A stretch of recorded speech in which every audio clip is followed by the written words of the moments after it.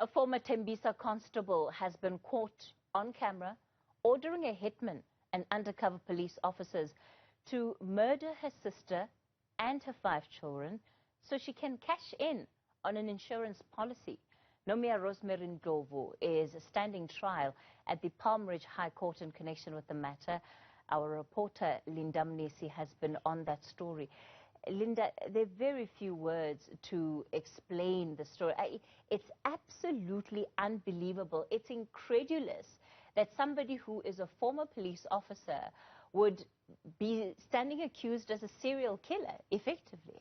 Absolutely, Kathy. And I mean, you look at how and when it started back in 2012. That's a long time ago, and the manner in which, she's said to have, started or got these insurance policies, the manner in which she did it, getting life cover for her family members who didn't even know that they were getting life cover. She would insure them, list herself as a beneficiary, and then later hire a hitman to take them out. Then she would then start claiming the money. So essentially, at this point, the state is alleging that she's cashed up to 1.4 million rand, and these include even her own boyfriend, who she was in a relationship, who died under really questionable circumstances. So the state here is saying that there is a lot of evidence that points to the fact that she is behind these murders. Linda, we're watching on screen some of the footage that has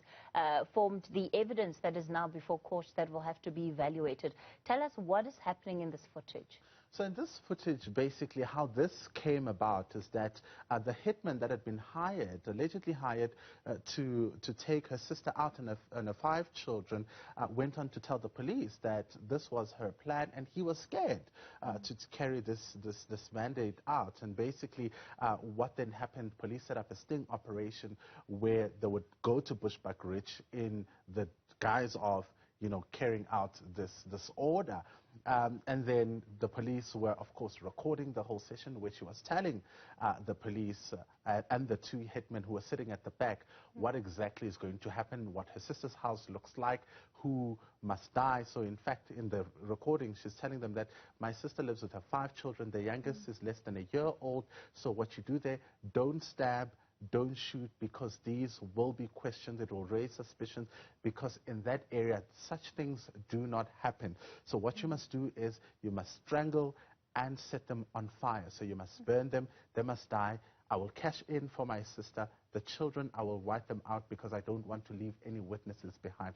Let's take a listen to what she says will happen after this will be carried out.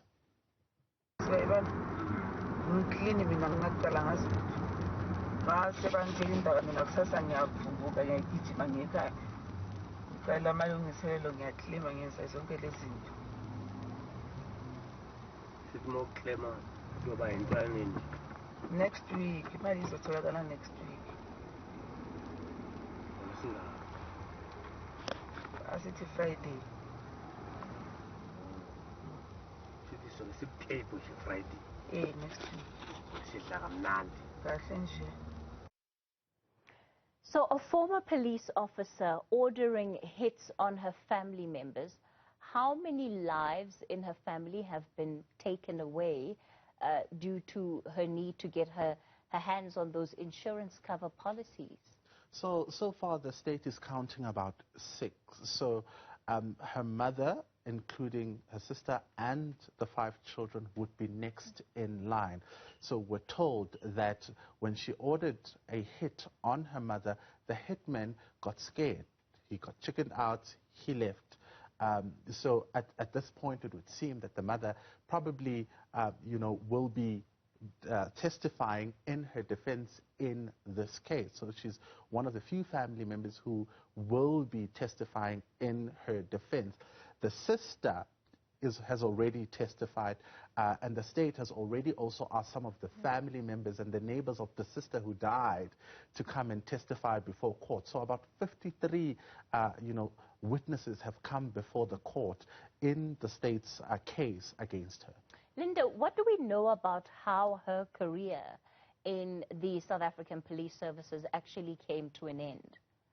Well, Kathy, you'll remember that during her arrest, that's when everything came to a standstill, and she tried to apply for bail at the time, but she was not released. In fact, she did indicate that she wanted to concede to the crime of the recording during one of her bail applications, but later pleaded not guilty. So she's been behind bars since March 2018, and so far the case is still going. So at the time of the arrest, she was practicing as a police officer? That's what we know at this point, that at the time of the arrest, she was practicing as a police officer.